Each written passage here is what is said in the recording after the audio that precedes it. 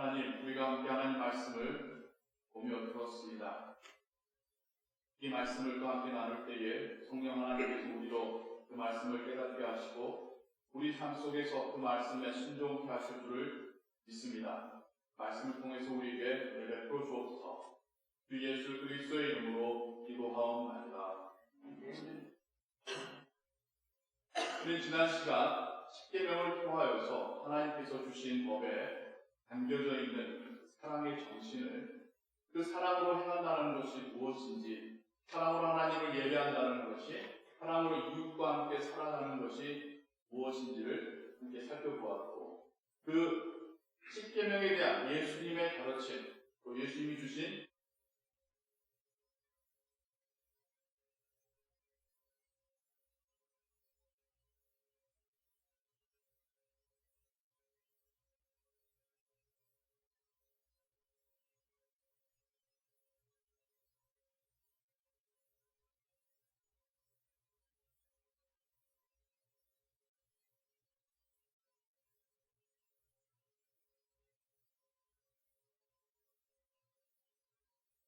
하나님을 예배하는 제사법과 또한 하나님의 백성들이 세상을 살아갈 그 법들에 대해서, 또 특별히 그 안에서 하나님의 거룩하심을 담아 거룩하고 성결하게 살아갈 정결법에 대한 이야기들을 세부적으로 주십니다.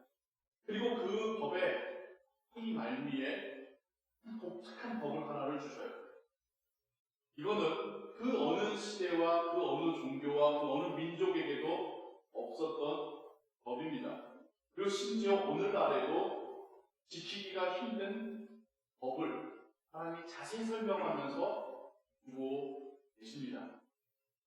하지만 이 법 안에 하나님의 기쁜 소식이, 하나님 우리를 회복하심이, 하나님 우리를 구원하심이, 하나님의 나라를 통한 소망이 담겨져 있습니다. 그것이 바로 안식년과 희년에 대한 법입니다. 여러분, 안식년, 희년 들어보셨죠? 7년마다 쉬는 게 안식년이고 50년째 쉬는 게 희년이라고 하는, 소리가 안 들리나요? 목소리는 들리시죠? 온라인으로 들으신 분들이 안 들리시겠구나.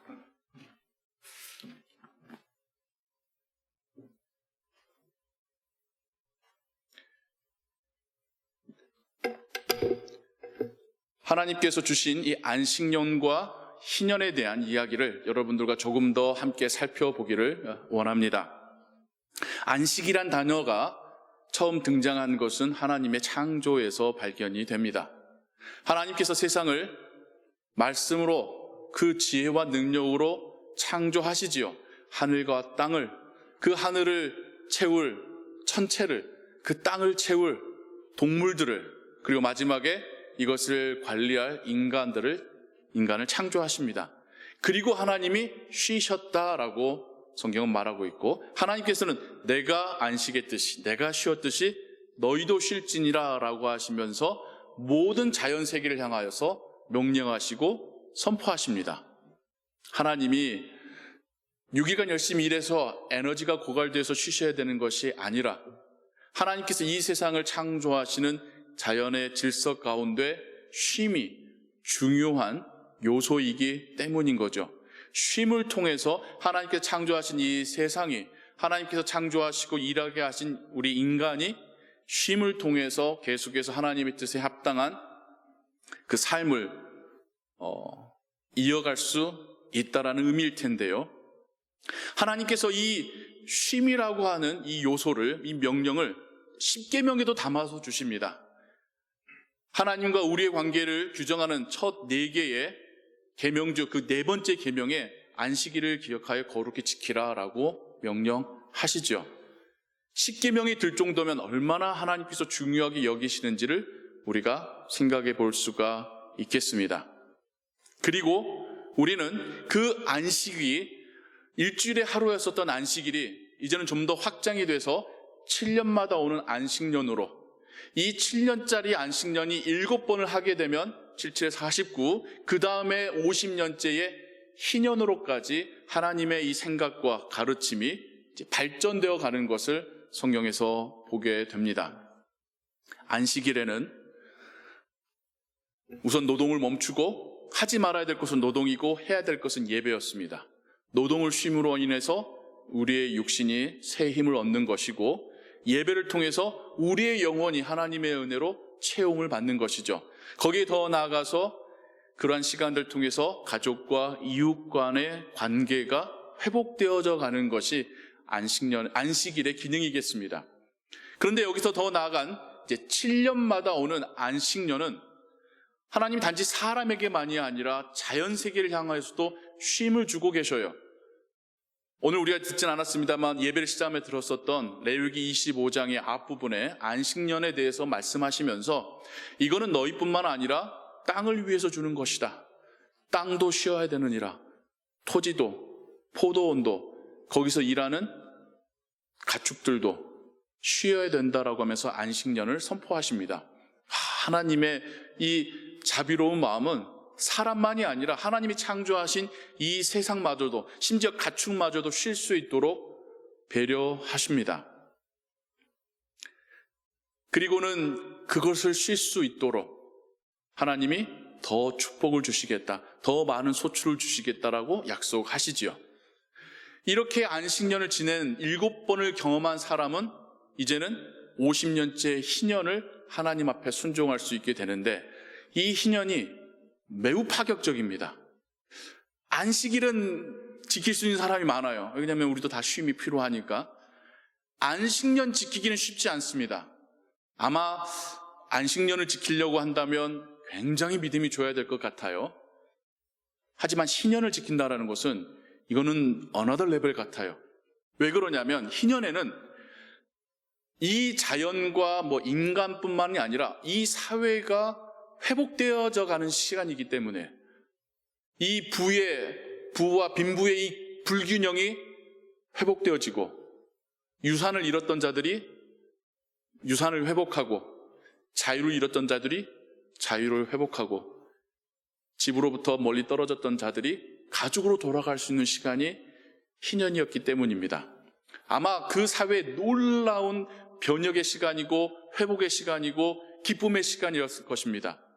그래서 이 희년은 특별히 대속죄일, 구약의 달력으로 7월 10일에 대제사장이 하나님 앞에 온 이스라엘 민족의 죄를 하나님을 고하며 용서받고 나와서 하나님께서 우리를 용서하셨다라고 하고 외치는 그런 의미로서의 뿔라팔 소리가 이제는 각지에서, 거기서 시작된 뿔라팔 소리가 각지의 제사장들이 뿔라팔을 불면서 온 땅에 하나님께서 우리를 용서하시고 회복하셨다라고 선포하는 날이기 때문입니다.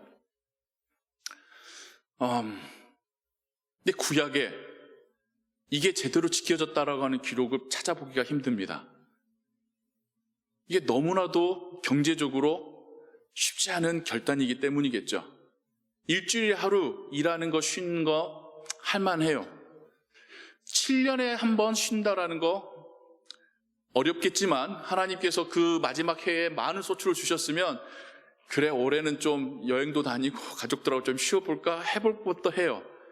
그런데 내가 정당한 가격을 주고 산 밭과 포도원과 가옥과 내 하인을 돌려보낸다는 것은 엄청난 믿음의 순종 아니고는 지킬 수 없는 명령이었을 것 같습니다.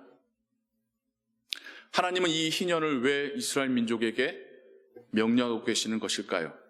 그 희년을 통해서 하나님은 이스라엘 민족이 무엇을 깨닫기를 원하셨던 것일까요? 안식일이든 안식년이든 희년이든 기본적으로 그 안에 담겨져 있는 의미는 공통적인 것이 있습니다. 회복과 구원입니다. 하나님께서 우리를 구원하셨음을 기억하는 것, 하나님 안에서 회복을 누리는 것, 나만 회복을 누리는 것이 아니라 함께한 가족들과 이웃들과 나와 함께 일하는 자들이, 나와 함께 일하는 심지어 밭과 가축마저도 회복을 누릴 수 있게 하는 것이 이 안식과 희년에 담겨져 있는 하나님의 뜻이겠습니다. 그런데 그것이 얼마나 어려웠던지 그 레위기 25장 후반에는 그래서 좀 더 자세한 이야기들, 단서들을 하나님께서 달고 계시죠. 악용하지 못하도록. 무슨 말이냐? 이게 이제 막 머리가 돌아가는 분들은 어떤 방법이 생각날 거예요. 한 2년 후에 희년입니다. 그럼 어떻게 하겠어요? 이번에 팔고 2년 후에 돌려받을 수 있겠구나. 그러니까 팔 때 그러면 2년짜리 값만 받으라는 거예요. 50년 동안 우리가 하나님께 사용할 수 있는 사용권을 받았는데 그 중에 2년을 파는 거면 2년짜리 값만 받으라고 하시는 거예요. 놀랍지 않습니까? 그리고 희년을 생각하면 그러면 내가 내 자녀를 팔고 내 집을 팔았는데 곧 돌려받겠구나. 아니요. 하나님은 뭐라고 말씀하시냐면 희년 전이라도 물러라. 회복시켜라라고 말씀하십니다. 희년은 그래도 불구하고 회복할 수 없는 이들을 위한 하나님의 마지막 안전장치인 거고, 그 전에 희년이 되기 전에 나의 가족을, 내가 조상으로부터 받은 나의 유업을 회복하는 것이 오히려 사명받은 자의 올바른 모습이다라고 말씀하고 계십니다. 거기에 더하여서 레위기에는 없지만 출애굽기 20장에서 10계명을 선포하시고 가르치신 하나님께서 이제 본격적으로 율법을 주시는데 그 첫 몇 개 구절은 제단에 대한 법이에요. 손으로 깎지 말고 자연적으로 만들어진 돌로 제단을 쌓아라라고 하신 다음에 본격적으로 우리에게 대한 제사법과 삶에 대한 생활의 법을 주시는데 그 첫 번째 법이 뭔지 아십니까? 종에 대한 법입니다. 물론 히브리 종이지만 히브리 사람 동족 중에 종으로 사게 되었다고 한다면 7년째 안식년 때 이 사람을 돌려보내라, 자유케 하라. 그런데 그 사람이 주인이 너무 좋아서, 왜요? 그가 신실한 하나님의 사람이기 때문에 자신의 고향으로 돌아가기보다 그와 함께 살기를 더 원한다면, 그러면 그의 귀에 구멍을 뚫고 그를 가족으로, 자녀로 받아주라고 하는 법이 가장 먼저 나오고 있습니다. 그리고 마지막에 이 율법의 끝부분이 할 수 있는 레위기 25장에서 이 안식년과 희년을 하나님이 또한 말씀하고 계십니다. 이 법의 시작이라고 하는 자유케 될 종의 법과 안식년과 희년의 법이 서로 반응하고 있는 것처럼 보입니다. 우리의 관계 속에서 하나님께서 우리에게 주신 그 자유를 갈망하고 소망하는 우리에게 하나님이 기쁜 소식을 선포하시는 그 희년과 안식년, 하지만 그 상황 속에서도 신실한 하나님의 사람으로 살아감으로 인하여서 사람을 얻게 되는, 믿음의 가족을 얻게 되는 이야기가 율법의 시작과 끝을 장식하고 있습니다. 어찌 보면 율법의 핵심이 거기에 있는 것이지 않겠습니까? 어떻게 손을 씻어야지 정결케 한다, 이런 것보다도 하나님께서 우리를 구원하심의 그 메커니즘을 사람들 사이의 관계를 통하여서 하나님은 말해주시고 어떻게 우리가 회복될 것인가를 또한 법을 통해서 말씀해주고 계시는 것입니다. 거기에서 자유케 되었지만 여전히 주인의 집에 남는 그 종의 모습이, 예수 그리스도로 인하여서 자유케 되었지만 자원하여서 그리스도의 종이 되어 그분의 길을 따르는 우리의 모습을 또한 비춰주고 있습니다. 여러분, 우리가 신앙생활을 왜 하는 겁니까? 두려워서 하는 거라고 하면 뭔가 번지수를 잘못 찾으신 거예요. 복 받으려고 하신다고 해도 뭔가 다른 줄을 잡고 계시는 겁니다. 우리가 신앙생활 하는 이유는, 우리가 하나님을 예배하는 이유는, 우리가 그분의 말씀 읽고 묵상하고 그 말씀대로 살려고 애쓰는 이유는 기쁘고 감사하고 그분을 사랑하기 때문입니다. 나를 구원하신 그분이 사랑스럽고 그분의 모습을 닮고 싶고 그분이 가신 그 길을 따라가고 싶기 때문에 우리가 신앙생활 하는 것입니다. 자유케 되었어도 떠나지 않고 주인 곁에 남아있는 종의 모습이 바로 신앙생활하고 있는 우리의 모습입니다. 안식일을 지켜보아서 안식일을 통하여 회복과 하나님 주신 은혜를 경험한 사람이 안식년을 지켜볼 수 있겠죠. 안식년을 지키면서 하나님께서 6년째에 더 많은 소출을 주셔서 하나님이 안식년과 희년을 이야기하면서 경제적인 이야기를 참 많이 말씀하셔요. 결국 우리를 아시는 거예요. 우리는 먹고 사는 문제가 해결되어야지 순종할 수 있다는 것을. 그러니 하나님이 걱정하지 마. 내가 6년째 2배가 아니라 3배를 주신다고 말씀하셔요. 원래는 2배를 주셔야 맞거든요. 7년째 일하면 7년째, 6년에 있었으니까 6년째. 그러면 8년째는 8년째 일해서 먹고 살면 되니까. 그런데 하나님이 8년째도 소출이 날 때까지 안정적으로 두려워하지 않도록 3년치를 6년째는 주시겠다고 말씀을 하십니다. 희년에 대해서 마찬가지입니다. 그 어려운 명령을 순종하여 보내줄 수 있고 베풀어 줄 수 있는 사람에게는 하나님께서는 그의 순종하심에 더 큰 은혜로 보답하시는 것이 하나님의 성품입니다. 안식일을 경험해 본 사람이 안식년도 지킬 수 있고 안식년을 통하여 하나님께서 채우시고 먹이신 것을 경험한 사람이 이제는 희년까지도 순종해 볼 수가 있겠죠. 근데 우리가 안식일을 보내는 건 아니잖아요. 주일이고. 안식년도 지금 현대사회에서 일하시는 분들이 어떻게 7년째에는 아무것도 일 안 하고 쉴 수가 있겠습니까? 희년은 말할 것도 없죠. 여러분들이 사신 30년짜리 몰기지 이제 갚으셨는데 원 주인에게 돌려주실 수 있겠어요? 우리 상황과는 그때의 이야기가 문자적으로 적용될 수는 없겠죠. 하지만 그 안에 담겨져 있는 하나님의 그 뜻을 우리는 오늘 우리의 신앙의 삶 가운데 순종할 수 있을 겁니다. 정기적인 예배의 날을 통하여서 우리의 육신의 쉼뿐만 아니라 영혼의 회복을, 나의 가족과 교우들과의 관계의 회복을 누리는 것, 꼭 7년째가 아니더라도 예를 들자면 어떤 선교 여행이나 혹은 가족과 함께 중요한 시간, 쉼의 시간을 통하여서 우리가 잘 살아왔는지, 우리의 신앙이 올바른 방향으로 가고 있는지를 점검하는 시간들도 우리는 필요합니다. 그냥 반복적으로 일만 하다가 더 이상 몸이 일할 수 없는 상황이 돼서 은퇴하면 그때의 나의 인생을 돌아보면 너무 늦지 않을까요? 살아가면서 잠깐의 멈춤의 시간이 우리에게는 필요합니다. 그게 가족과 함께 여행일 수도 있겠지만 더 바라기는 정말 하나님을 위해서 시간을 들여보는 그 시간들을 통해서 나를 구원하시고 나와 동행하신 하나님을 더 확실하게 경험하시고 내 인생이 어떻게 살아가는 것이 하나님께 복된 인생인지를 다시 한번 발견하는 시간들, 그게 우리의 방식으로 안식년을 누리는 거 아니겠습니까? 그럼 우리는 어떻게 희년을 살아가게 될까요? 희년 자체는 이스라엘 민족도 지키기 힘들었던 법인데 그 희년은 하나님의 나라를 우리에게 말해주고 있습니다. 정확하게는 우리가 아버지의 나라에 들어갈 때에 진정한 희년을, 영원한 희년을 누리게 되겠죠.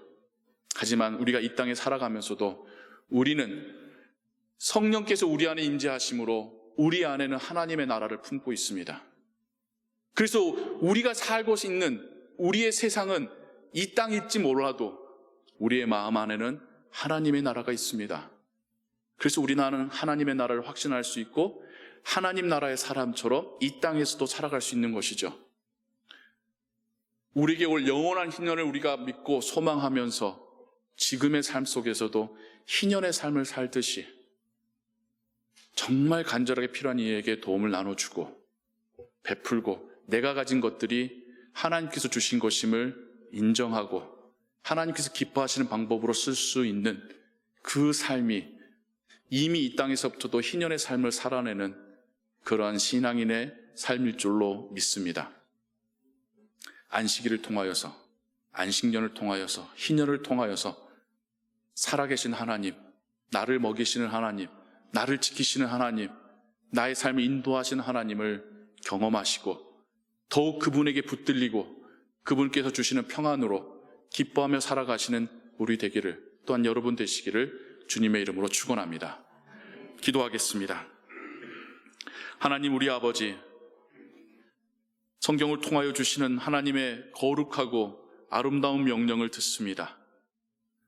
쉬라고 하시는 그 말씀 속에 하나님과의 관계 회복과 우리 육신의 회복과 또 우리들 사이에서의 회복을 명령하심을 깨닫습니다. 작은 순종이 더 큰 순종으로, 그리고 하나님 나라에 대한 소망으로 계속해서 연결되어져 가는 것을 봅니다. 이 땅에서도 하나님 나라를 살듯이 살아갈 수 있음을 깨닫습니다. 그리고 순종하는 자에게 하나님께서 채워주시는 그 은혜들을 또한 듣고 깨닫습니다. 하나님, 우리로 더욱 자발적으로 자원하여서 주의 길을 쫓는 제자들이 되게 하여 주옵소서. 우리를 먹이시고 보호하시고 인도하시는 하나님의 그 손길을 보고 경험케 하여 주옵소서. 그리고 우리의 자녀들에게, 우리의 이웃들에게 담대히 이 믿음을 이야기할 수 있는 우리가 되게 하여 주옵소서. 주의 교회가 그러한 교회 되게 하여 주옵소서. 주 예수 그리스도의 이름으로 기도하옵나이다. 아멘.